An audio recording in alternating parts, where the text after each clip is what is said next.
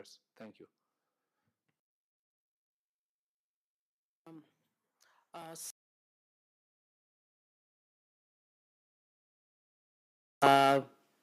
Senators, remember it's one question each. Secretary on the policy on compensation, I'd like to know whether his ministry is considering, both policy is a ministerial issue, is considering passing a policy on compensation of victims of police brutality, or proposing or giving Parliament or Senate the legislative proposals for us to amend so that these victims of police brutality are compensated. Of course, we are aware that there was an effort and some people went to court because sometimes we don't understand these people who say we want these people to be compensated. They are the ones who are also saying they will go to court. So we'd like to know from the Cabinet Secretary whether they have a plan to put in place a policy for compensation of victims of police brutality. Senator Manzo. I would like to indicate to the good senator that the Honorable Millie Odhiambo actually did a law, bring a law to Kenya called Victim Protection Act. And also there was a Victim Compensation Act, which had Senator been Manzo, are you asking a question or are you informing somebody? Please ask your question. Okay, let me just ask a question then. Now that the CS has said there's no policy, what plans does he have to have a victims compensation policy, and also an act of Parliament to that effect, so that a fund may be set up to be compensating such victims of police brutality? I thank you, Madam Speaker. Senator Newton. Thank you, Mr. Speaker. Madam Speaker, sorry. I would like to ask the CS what he is doing to see to it that incidents of the police killing wananchi, whether innocent or otherwise, are reduced, if not completely, arrested, Madam Speaker. And I ask this because in the recent past, there has been very many such incidents, Madam Speaker. In my county, I already have one man that was killed in a police cell called Mukura. Senator Newton, you've asked the question, okay? You have asked the question. You don't need to speak. Don't use the opportunity to speak to the issues you have asked. Madam Speaker, sometimes it's good to show the basis yes, but you know the question rules. That one is asking. You know the rules of, the basis is actually question number 3. So please sit down. You've asked the question. Senator.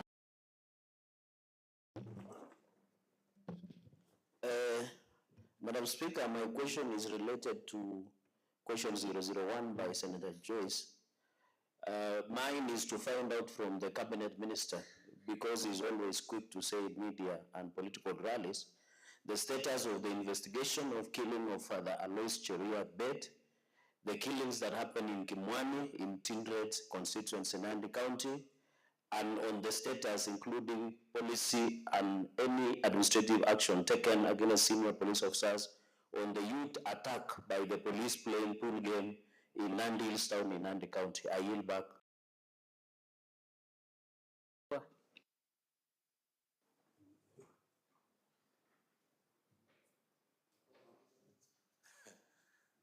Madam Speaker, allow me to use the dispatch. This is the closest that I can get to the CS. I don't see a lot of him these days. Yeah, sure. So, Madam Speaker, first of all, is to control with the family of Victor Kipmeno for the loss of their kin. Madam Speaker, my question is based on the policy direction that the CS is giving or is considering to give the National Police Service.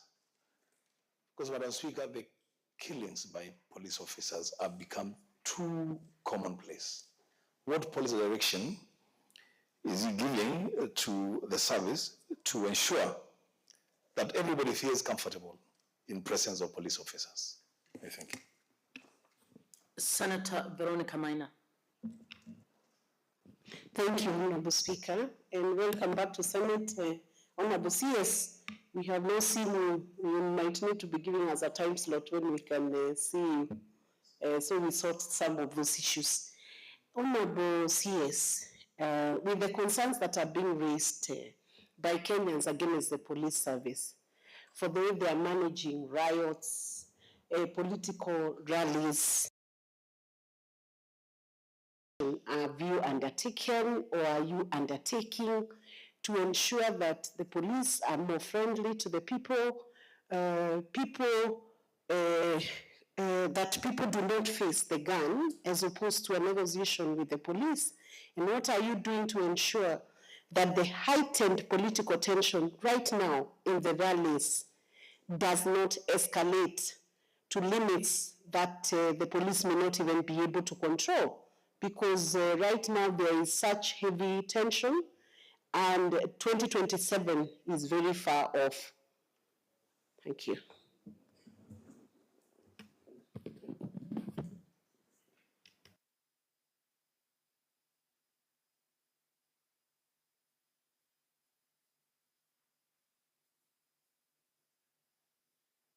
Senator Shakila, you already asked supplementary questions. Is it a different matter? You already asked the supplementary questions to this question. It's related to the same, Madam Speaker. You already had your bite at it. That's the point I'm making. CS, you may now answer the questions. I have noted that Senator Gerard Gay's questions are linked to question 003C, but should you not be able to give the full detail, I think you may want to undertake to provide that information later, but if you are able to answer, then you can answer. You may proceed, CS. Thank you, Madam Speaker. First, let me say that on the part of this question by a policy on victims of police brutality, in terms of compensating victims of police brutality, police brutality is manifested in various forms and style. And forms is the most important thing to say here. There are those that happen as a result of police officers undertaking their duties or when they ought to perform their duties. For example, during rallies and during and picketing and so forth. That is what the broad-based arrangement was trying to deal with victims of such situations where people were exercising their constitutional right, and in the process, they have lost their lives. And there was a cut period of 2017 to 2025 for the process that was injuncted by courts. We hope that that process can quickly be sorted, and a consent may be recorded in court to enable this administration to do something that is unprecedented. First of all, let me start by saying that police brutality did not start 3 years ago with this administration. Police brutality was actually has been witnessed since 1963. But it was even heavy in the last administration, Mr. Speaker, where our friends now are considered by people on the other side of political divide to be very clean.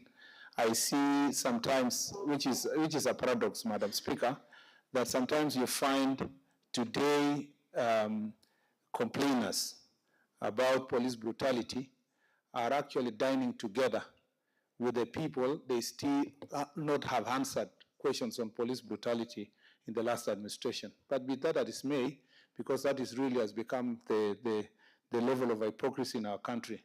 As soon as someone joins certain political wing, they are no longer being held into account. And so to avoid such situations, I decided on July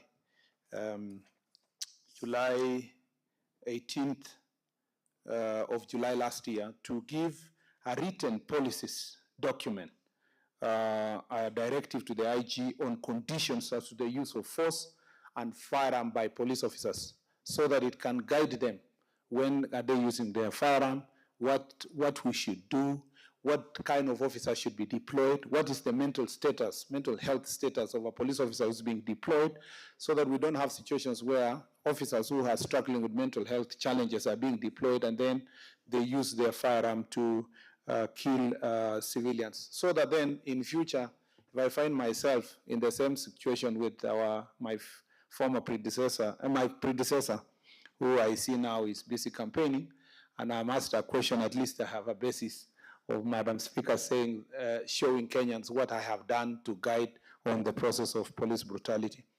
If the people of Kenya, if we now talk about police brutality generally, there is also police brutality in other situations that are unrelated to exercise of your own rights. Sometimes police officers are accused of harassing detainees or remandees, not detainees, remandees.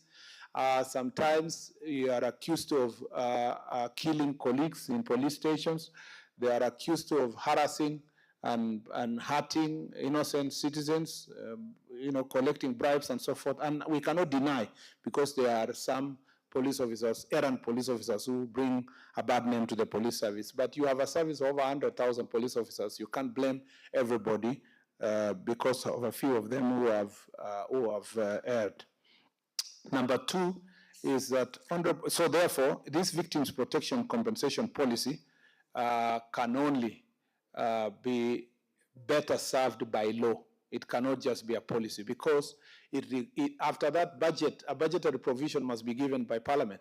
This is something that we must discuss deeply, and even to the extent of who is a victim and who is a victim of police brutality. When is a police officer considered to be committing an offense in the course of duty, to the extent that he is not personally liable, the state should be able to compensate anyone. So I encourage, somebody asked whether we think we should we should come up with a legislative proposal. I think I encourage members of Parliament to come up with these proposals and show us how best we can be able to move forward on this issue. Honorable Newtu, on the reduction of police, I think I have answered generally to say that we are working very hard. One of the ways that we will reduce the impact of police interventions in public gatherings and public meetings is, Madam Speaker, to make sure that our police officers are properly trained. During Jukwaa la Usalama forum that we did last year, we really came to understand that police training is an issue that we must work on. Most police officers are trained only once in their lifetime during recruitment. And some of them, we even discovered after the death of Honorable Ngonda Were, the Speaker, who is the chair of Parliamentary Service Commission of National Assembly, requested an IG to train your VIP protection police officers, because some of you are having bodyguards who have never gone for training for the last 10, 15, 20 years. For the time they have been with you, they have never fired even one bullet anywhere. And so, Madam Chair, I thank the Chair of Parliamentary Service Commission for inviting the IG to train those officers. So continuous training is a very important issue within the police service, and I appreciate the fact that all of us now believe that we should give the necessary budgetary allocation for continuous training. Currently, the National Police Service has revamped the regional training centers in many parts of the country to ensure that we have a framework for continuous training for police officers on human rights, on the Constitution itself, on managing crowds. At the moment, I want to report to the country that we are undertaking a training for our police officers to be ready to manage crowds differently, and that training is ongoing now, and we are taking a number of police officers in different contingents so that we can deploy them ahead of the others when there is public functions and or protests that may ensue. But the best remedy, Madam Speaker, is in this House. It is with the members of Parliament. It's with our leaders. If we change the way we do our politics, we will not need to deploy a single police officer. There are counties in this country that politicians are campaigning day in, day and out. They don't go around with any police officer because the ethics, the behavior, the values that they have as they campaign in their counties, both their citizens and those who are asking for votes understand that violence is not useful or helpful to anybody. But there are parts of this country that before elected leaders go for any function, they first have to spend money hiring either goons or gangs to accompany them to those functions. And Mr. Speaker, the solution is in this chamber. The solution is in this chamber and similar places where leaders are. If we can organize our politics differently, we will not need to deploy a single police officer. And even when we deploy just in case of a few criminals in there, they will not need to fire any single bullet because the politics are organized, they're clear, they're clean. Now there is a continuous spread of goonism and hooliganism across the country. It used to be confined to the urban cities, to the cities actually. It used to be Nairobi problem, Kisumu, and a few other places. But now it's become a national problem. Even in rural areas, elected leaders and aspiring leaders are actually organizing goons across the country. I think that is the existential threat to national security in this country, because those who are organizing, Madam Speaker, are in both sides of the political divide. They are in different level of political campaign, and eventually they say, why did the police fire a bullet, or why did the police kill somebody? But had we not organized the goons to come to our meetings, we could not have that situation. Thank you. Madam Speaker, I think the other issue was there's a good question that was asked by the Senator of Nandi regarding the investigations that are going on in that accusation of alleged police brutality in Nandi County, and in the situation of Father Alois, who died in our county last year. Madam, in the county where I come from, that's Elgeyo Marakwet County, and was killed by suspected bandits. Madam Speaker, I can speak authoritatively on the question of Father Alois, because that's something I know, and I have followed through the story. The biggest challenge the police are facing is to get witnesses. Even where investigation lead to certain suspects, the problem is to get the witnesses. And where, because many people get intimidated not to come forward to provide evidence. The other challenge was that these are illegal firearms. So even when you do ballistic analysis, the challenge is how to link that firearm to a person, because it is not a legally issued firearm. So, but the police officers have been doing everything they could to sort this issue. I'm glad also to note that despite the terrible situation that faced Father Alois and his family, that as a result of that incident, police and the security sector having worked very hard, we've been able to disarm all the criminals that were within that area of Marakwet East.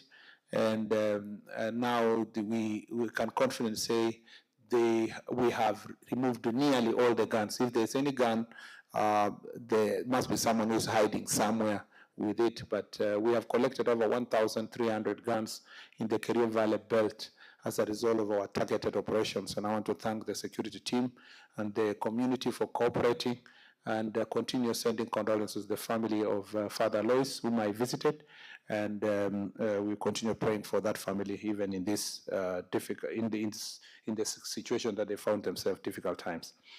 On the question of the other issues within Nandi County, I think the Honorable Senator can bring a specific question, then we can respond, Madam Chair, formally, either through the committee or the chamber.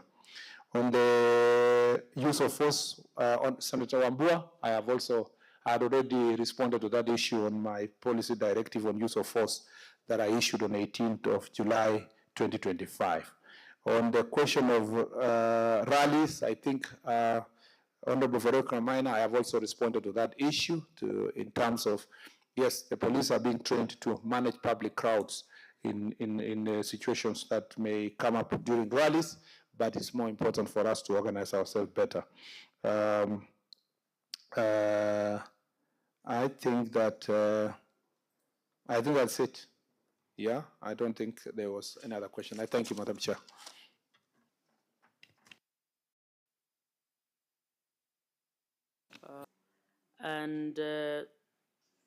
This is a question by Senator Professor Tom Ojenda, but Senator Wafula Wakoli will ask on his.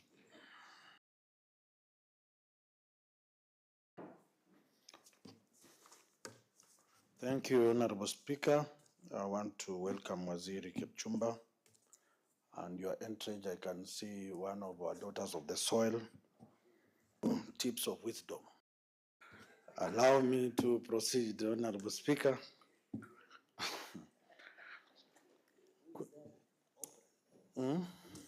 Waziri knows.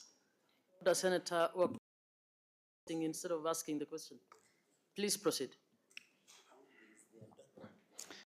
Speaker, our people say the hyena told the. Could the Cabinet Secretary provide details on the registered incidents of mob justice and related fatalities from January 2025 to date? B, what measures have been put in place to enhance police responsiveness to mob justice incidents, strengthen investigative capabilities, and facilitate the prosecution of perpetrators? C, what measures are being implemented by the government to address public mistrust of law enforcement agencies and the judicial system, which are key drivers of mob justice? D, what other factors have contributed to the overall increase in mob justice incidents across the country? And could the Cabinet Secretary explain the actions being taken to address them? Thank you, Honorable Speaker. This is a statement on behalf of Professor Tom Ojenda. Thank you. It's a question.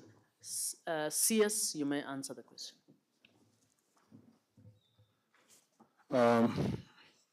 Madam Speaker, this is a very broad question, and I beg your indulgence to respond accordingly.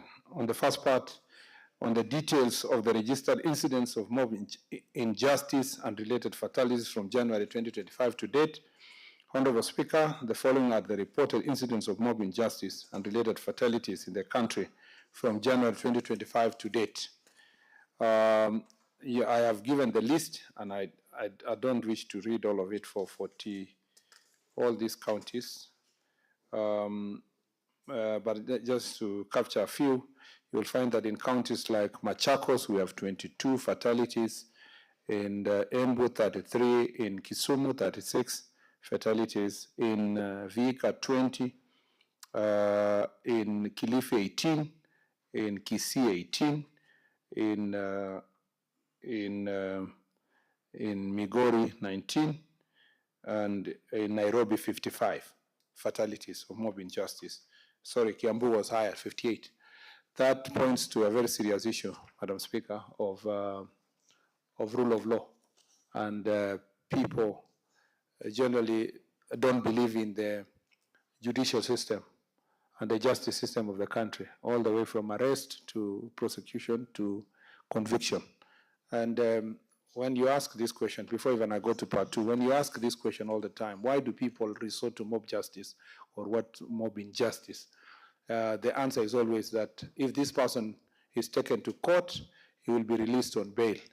Because people don't understand bond, bail. They don't also understand that the justice system requires certain level of burden of proof. They cannot, and sometimes they blame the police when someone has been arrested, charged, and released on bail. So some of these things are escalating this kind of mob injustice. And to have 58 in Kiambu and 55 in Nairobi is a measure of something. Order Senator Lemaletian, can you kindly respect the House and bow? I did not see.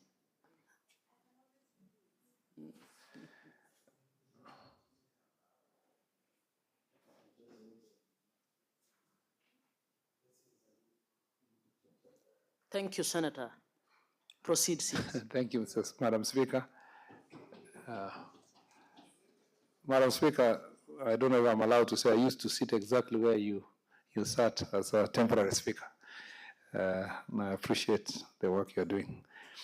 Number two is measures that have been put in place to enhance police responsiveness to mob injustice incidents, strengthen investigative capabilities, and facilitate the prosecution of perpetrators.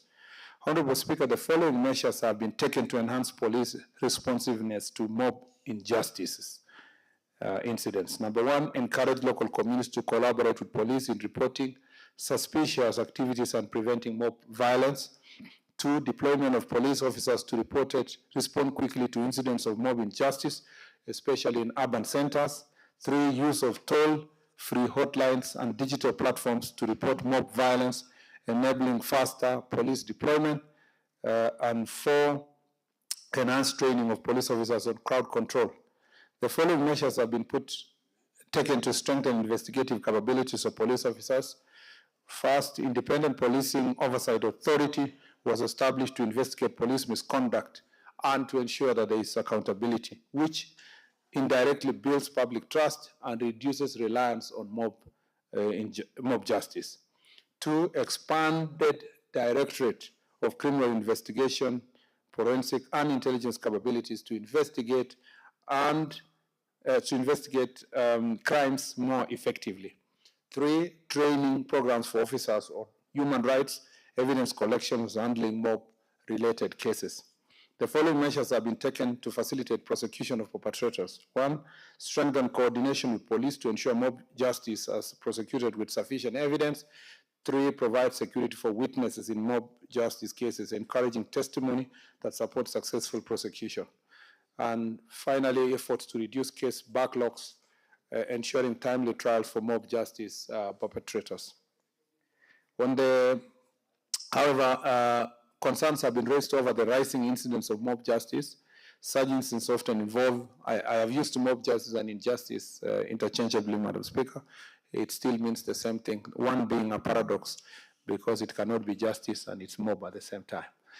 However, concerns have been raised over the rising incidence of mob justice. Such incidents often involve violent attacks, public humiliation, and in some cases, fatalities before suspects can be formally investigated or prosecuted. To address this, the government has put in place several measures aimed at preventing mob justice and ensuring lawful handling of suspects. One, national government officers are continuously sensitizing citizens on the importance of informing the police wherever they arrest a suspect or when incidents occur.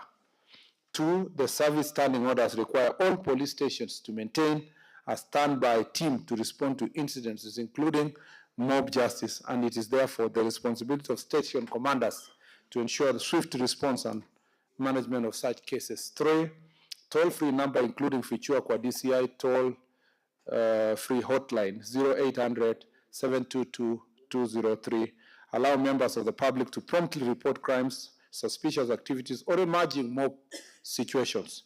Four, the service is strengthening the use of communication technology through integrated command, control, and communication framework to enhance quick response to incidents such as mob justice. Measures being implemented by the government to address public mistrust of law enforcement agencies and the judicial system, which are key drivers of mob injustice. Honorable Speaker, to address public mistrust of law enforcement agencies and the judicial system, the government is, one, conducting prompt and thorough investigations and ensuring that suspects are arraigned in court, before court of law within the prescribed timelines. Two, intensifying community engagements initiatives as a proactive measure. Three, through structured forums, barazas, nyumba kumi, meetings, and regular consultative sessions, the government officials sensitize members of the public against taking the law into their own hands and encouraging the use of established criminal justice mechanisms to address grievances and report offenses. Four, establishing accessible and structured mechanisms through which members of the public can lodge complaints or report misconduct. These include reporting to the public, Police Quality Assurance Department, and the reporting to the Police Quality Assurance Department and the Internal Affairs Unit of the National Police Service. The service is implementing digital systems for police records, including the occurrence book, to improve transparency, accountability, and efficiency in handling incidents. This enables the public to monitor cases in real time, ensuring prompt police response, and helps minimize delays and mistrust in the police. The other factors that have contributed to overall increase in mob injustice incidents across the country and the actions being taken to address them. Honorable Speaker, other factors that may have contributed to these incidences include mistrust in the criminal justice system, as some members of public perceive investigations and court process to be slow, ineffective, or biased. The release of suspects often reinforces this perception, prompting communities to take law into their own hands. 2, circulation of crime-related content and instant justice videos on social media platforms triggers copycat incidents and normalizes violence as a dispute resolution mechanism. 3, abuse of hard drugs, impairing judgment, and increases impulsive and violent behavior, contributing to mob-related incidences. Number 4, high levels of poverty and unemployment, particularly among the youth, coupled with limited economic opportunities, contribute to increased petty crimes and youth involvement in criminal activities, which often provoke mob retaliation and subsequent mob justice incidences. 5, groups engaging in organized illegal activities such as theft, robbery, and drug trafficking, whose actions can provoke mob retaliation and escalate violence in communities. To mitigate these factors, the government is strengthening the community policing and enhancing investigative capacity, improving collaboration with the Office of the Directorate of Public Prosecutions, and increasing public engagements to restore confidence among the members of public. 2, conducting targeted public education campaigns and sensitization fora to discourage violent responses. 3, conducting a crackdown on drug use and illicit substance circulation to reduce associated violent behavior. 4, engaging youth through community programs, mentorship, and advisory sessions with local administrations and religious leaders. And 5, conducting a crackdown on criminal gangs through targeted operations, arrests, and disruptions of their activities. I thank you, Madam Speaker. Senator Wakoli, do you have supplementary questions? You don't. We have quite a number of questions, follow-up questions, and I request the senators to go straight to the question so that we can give everyone a chance. Senator Chute.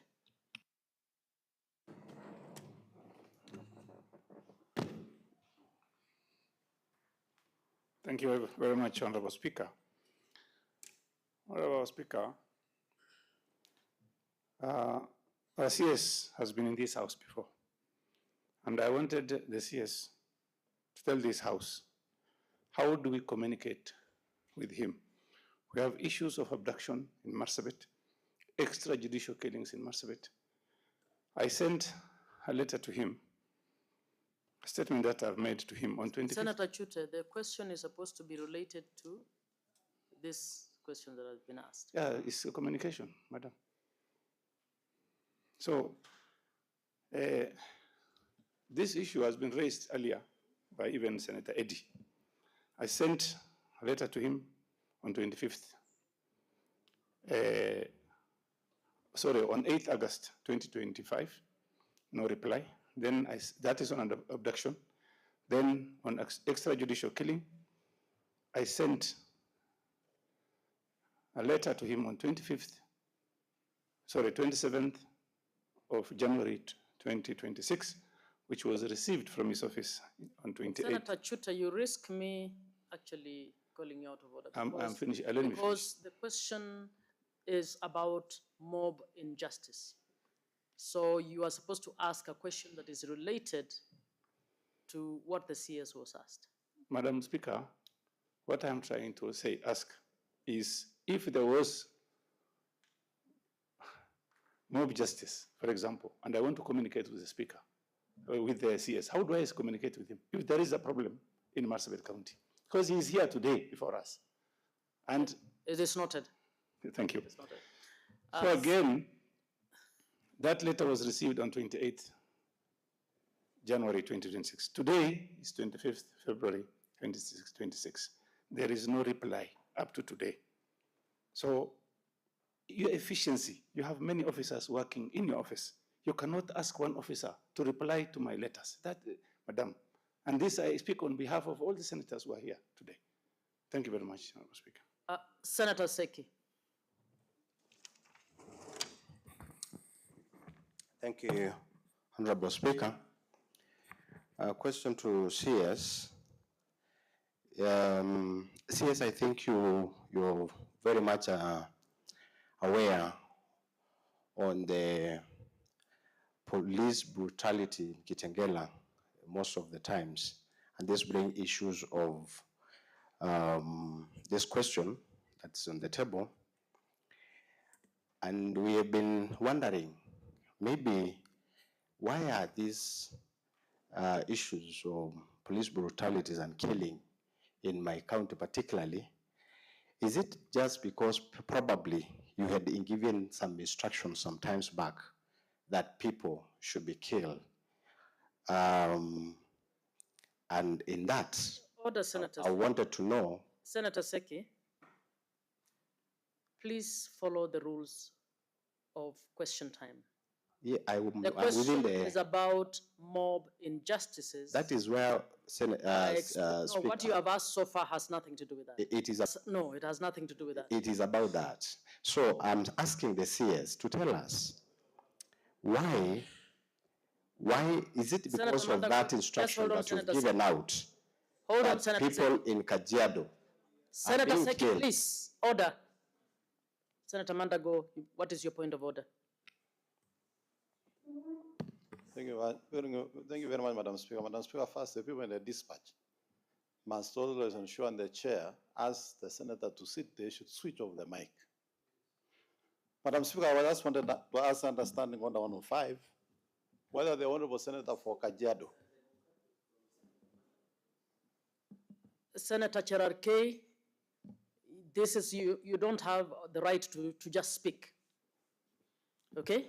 Let's follow the rules. Thank you very much, Madam Senator Speaker. Madam Mandago is on a Speaker, point of I was order. Can we standing, listen? Can we hear that standing point of on order? 105 to ask whether the senator for Kajiado is in order to allege that the Cabinet Secretary for Interior issued a shoot to kill order. Can he substantiate or provide evidence? Because this is a House of Records, and we cannot allow people to make sweeping statements that are alarming. Senator Seki, you actually made reference as to whether the CS had instructed killings. Do you want to substantiate that? Or Senator Wambua, please allow me to coordinate this. He stood on a point of order. Let Senator Seki respond, and then you can raise your issue.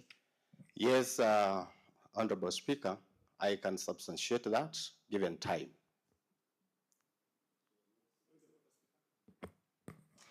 And if you allow me to finish up the question. My people are, the county is bleeding. Senator Chuta, what is your point of order? Honorable Speaker, let me refer you to our Standing Order 51, 5C. Let me start with the, first of all, A.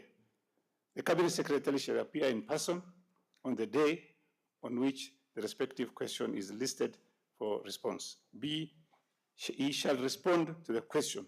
And C, may, with the permission of the Speaker, make a statement on any other matter pertaining to respective state department. So, Honorable Speaker, you can allow Senator to ask questions because it says may. And may, with the permission of the Speaker, have not granted that permission. I'm sorry. Please, Senator. Let me finish, Madam Speaker. Yeah. Yes. Senator Chute, I have actually responded to you. May, with the permission of the Speaker. Senator Wambua, what is your point of order? Madam Speaker, and I want you to hear this because I want to address the chair. Madam Speaker, mine is a plea, really a very humble plea to the chair. That, you raise on a point of order, like the one that Senator Madago asked, on substantiation of facts. In the absence of the subject of the question being raised. The CS is here. The question that Senator Seki has asked, the CS has capacity to respond to the question being asked. I don't see why a senator should rise on a point of order and seek substantiation when the subject of the question is in the House. I mean, it doesn't make sense, what I'm saying. Senator Wambua, you are out of order. Substantiation is of a point of fact. And Senator Seki, you have asked for more time. The next session is this afternoon. Please, you'll have the opportunity to substantiate. Can you finalize your question, please? So, Honorable Speaker, I wanted the Cabinet Secretary to clarify why these killings. We have been having public engagement, rallies in Kajiado. My people are being killed like rats, and he's in the office. And in one incident, he gave instructions. Is it because of that? That is the question. He needs to clarify to this House. And if it's not that, then he needs to apologize to Kenyans why my people in Kajiado are being killed like rats by the same government. Senator Manzo. Thank you, Madam Speaker. I just wanted to ask the CS, now that he has provided the data as to mob injustices killings, does he also have a data for mistaken identity killings? Because a lot of times in those mob justice scenarios or injustice, it's a case of mistaken identity. I thank you, Madam Speaker. Senator Kisang. Thank you, Madam Speaker. My question is, I wanted to find out from the CS, between his ministry and the Minister of Transport, if they have any plan, because sometimes, Madam Speaker, some of the mob injustices arise as a result of road accidents between border riders and vehicles. So do they have a plan or policy in place so that, there should be some continuous sensitization, training of the border riders on these laws? Senator Nyoto. Thank you, Madam Speaker. The CS has said that, of course, having admitted that mob justice or injustice is happening because people have little trust in law enforcement agencies, Madam Speaker. And the CS has said that one of the steps that the ministry is taking is under number 4, establishing accessible and structured mechanisms through which members of the public can lodge complaints or report misconduct. And these include reporting to Police Quality Assurance Department and the Internal Affairs Unit. So Madam Speaker, my question is, until there was an attack on ACK Wetima in Othaya Nyeri, very few people in Kenya had heard about this Internal Affairs Unit within the police. So the question then to CS Murkomen is, exactly where is it based? Where will our people be able to report to? And can they trust the Internal Affairs Unit of the police, where the police are investigating fellow police officers who commit injustices? Thank you, Madam Speaker. Senator Aaron Cheruiyot. Thank you, Madam Speaker. I also have a question. This is a very serious matter we are discussing, because mob justice on many occasions leads actually to death, and we have been given the statistics by the minister. And the minister should pay very close attention to this subject, particularly those that are politically instigated. For example, Madam Speaker, I've just seen a video of a young man who was attacked by a mob this morning, people carrying machetes and rungus somewhere in Nyamira. because I think he held a contra review to the ongoings by a section of the political faction in the country. And therefore, there is a connection between politicians and their political activities and some of these mob justice incidences, which perhaps a ministry needs to give policy direction on, and the desire to hold political players who maybe incite young people to violence and things of the sort to be brought to book as a lesson, because it may not be possible, Madam Speaker, to arrest those people who commit those acts at that particular time, but at least the politicians that instigate them, if they are known, particularly those and that are actively engaging young people to engage in such activities, what plans do the ministry have? And you know, Madam Speaker, why it should be of concern to the minister is that in 2021, when we were in the opposition with him, we were victims of political mob justice also in a place called London Ward in Nakuru. And the only reason why perhaps maybe he may have forgotten, he ran faster and he did not fall. Too short because of the left time. Now we have 4 more senators. Ask your question quick because we only have 10 minutes for all those questions to be asked and answered. Senator Hezena.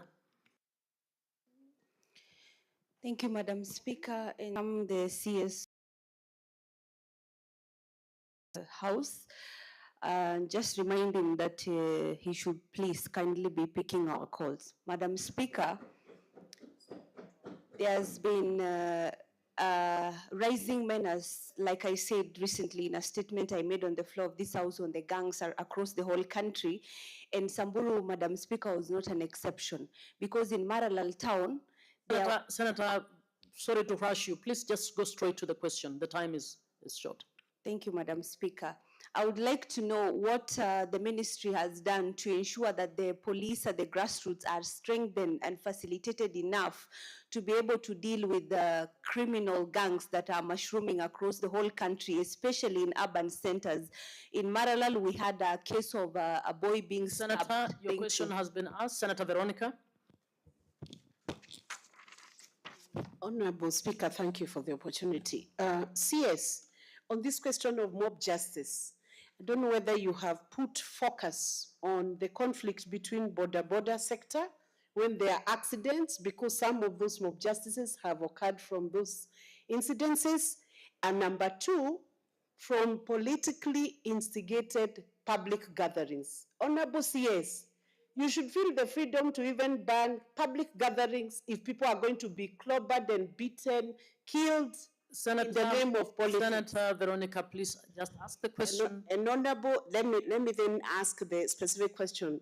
Why are you not working very closely with IEBC to ensure politicians who have overstepped their mandate within a public gathering which turns violent is brought to book and punished for those actions? Women are no longer addressing those gatherings. Senator Honorable Mondege. CS. Asante Bwana Spika. Na swali langu ni kuuliza waziri wa ulinzi. Senator Mondege, sio Bwana Speaker. Madam Speaker, swali langu ni kuuliza waziri wa ulinzi, kulingana na joto ile inaendelea vyama na tunaelekea uchaguzi wa mwaka wa 2027. Unaweza kuwa utasaidia namna gani ndio tukifika pale mambo ya ulinzi itakuwa sawa, ndio tusipate shinda, kwa sababu inaonekana vyama mingi ama watu wenyewe wanapigana, wanaume serikali. Senator Beatrice Ogola. Thank you, Madam Speaker. CS Murkomen, so far you are doing well. Madam Speaker. On Honorable Seki on police brutality, I served as his vice chair for a few days in this chamber before I was appointed to the cabinet. And Senator Seki knows very well who I am, and or ought to know that I cannot order any killing of anybody. If he is referring to an incident that happened when the Kikuyu law courts were banned, and I asked a rhetorical question to the public as to whether if a man comes with guns to steal guns from a police officer, whether the police officer should not use force. I also moved forward, Madam Speaker, to provide later on 18th of July 2025 a document, a policy document that I can be held accountable. I can be held into account for on 18th of July that spells out incidences where the police officers can use force and they can use their firearm. I do not mind sharing the same letter to Senator Seki or through the Senate social WhatsApp group, which has now been made public that I'm a member previously by the minority whip of the Senate. Mr. Speaker, Madam Speaker, on the question of, to speak, Kitengela is facing very serious challenge, and I think the senator should not simplify that issue. Kitengela is a serious hotspot for criminal gangs that are actually utilized by politicians, particularly that share very close relations with the senator. And Madam Speaker, Kitengela's problem has not just happened yesterday. It has been an issue for the last 15 so years. It was also more serious when Michuki was the cabinet secretary or the minister at that point in time. And it was one of the areas that was full of Mungiki sect players that caused havoc in both Kajiado and Nairobi from as early as 2000. So that effort that the police have done so far has improved the status of Kitengela. However, politicians, and particularly those who want to incite the public against the government, have been hiring young boys and goons and criminals in the name of protests. And I don't want the senator to provoke me to say more than that because of mutual respect. But what is important is to say that it is important for the political actors on both sides of the political divide, but specifically those who held rallies recently and those who organized Maandamano last year, to stop utilizing young people and arming them to cause violence with rungus, machetes, and all that, and provoking police officers. In fact, in our national police security strategy, Kitengela, we have a particular plan about Kitengela, including when the president recently told us to think about the Nairobi metropolitan security sector, Kitengela and some parts of, together with some parts of Nairobi, Machakos, Kiambu, are actually hotspots that we need to really look at criminal gangs. And I'm not saying goons, criminal gangs that operate from Kitengela itself. This is a threat to national security, and I do not wish the senator to think that the people of Kitengela are his people. They are the people of Kenya. They are our people. There is our country. There is no particular section of this nation that should be left to criminals in any manner. And I wish the senator would use the same spirit in dismantling, helping us to dismantle these gangs. On the police brutality, on the Chute, again, sorry, that's what was, I already responded to Honorable Chute on that issue. I think the only thing I'll think is the standing order that Honorable Chute read, I think 55 or 50. Madam Speaker, it is your discretion to give the cabinet secretary to respond to something that you may give directions as the speaker. It is not to divert from the, the subject matter that we are dealing with and move to other subjects that the cabinet secretary is not prepared to come and respond. On Senator Manso's,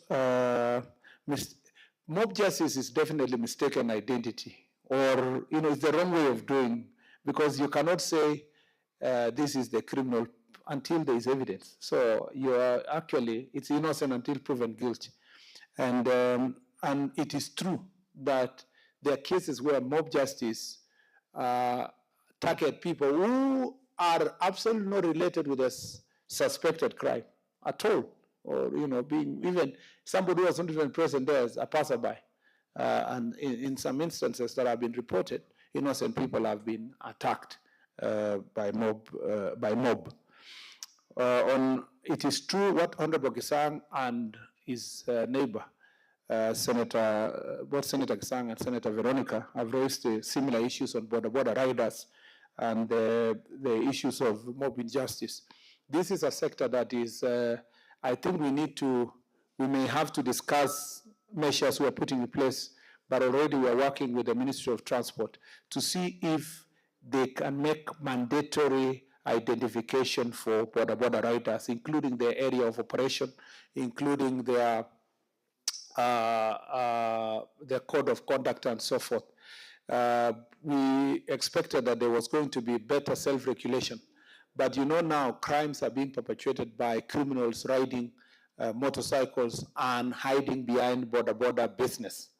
And it is really causing havoc in this city and other parts of the country because the border itself can easily access Panya routes and other areas that make it very difficult for law enforcers to really identify them quickly because of their sheer numbers and the people they carry.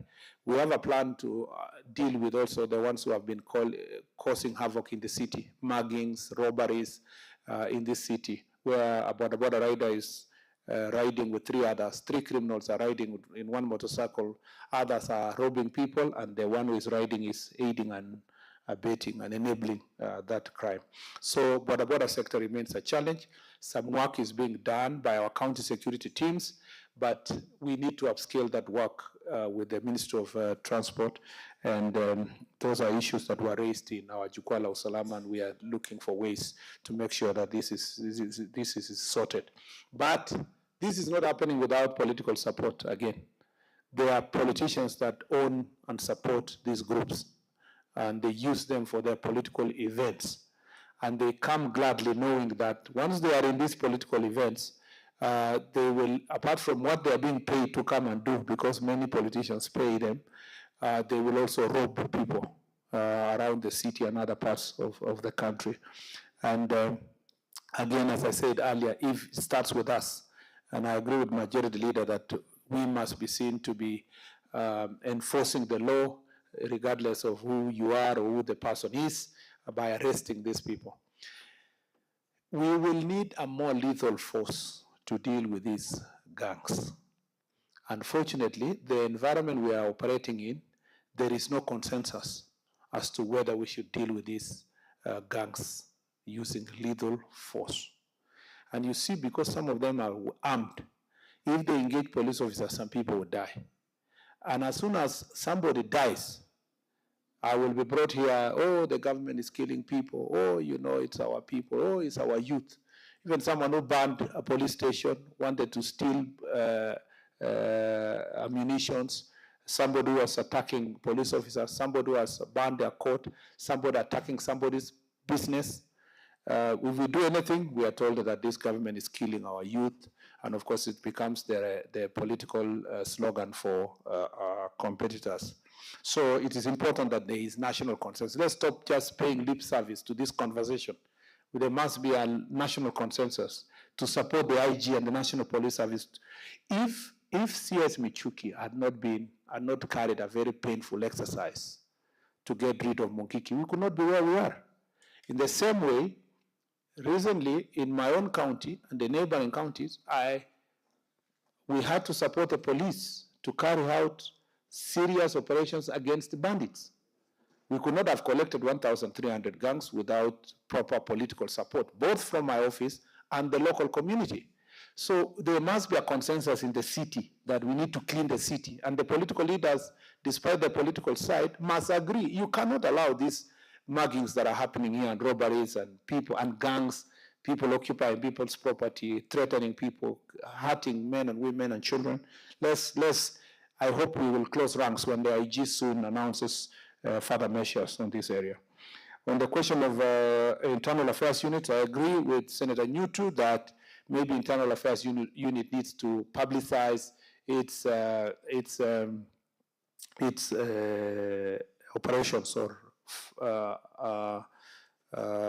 cases so that Kenyans can understand that there is a mechanism But there is a constitutional mechanism, of course, in the national IPOA, the Independent Policing Oversight Authority, who has constitutional duty to investigate all the police officers. The measures internally that have been for the police is to make sure that you quickly take administrative action and disciplinary action on the part of the police officer as you wait for the criminal act that is going to, the criminal investigation, the investigations by IPOA. In some cases, the DCI will just arrest a police officer and they charge them in court. You don't have to wait for IPOA. So those mechanisms are there. And the question, You just have about 3 minutes to wind up. I think I'm almost coming to an end. On the political activities, I will reiterate what the majority leader said about political players. Yes, some gangs are properly and fully utilized by politicians, 100%.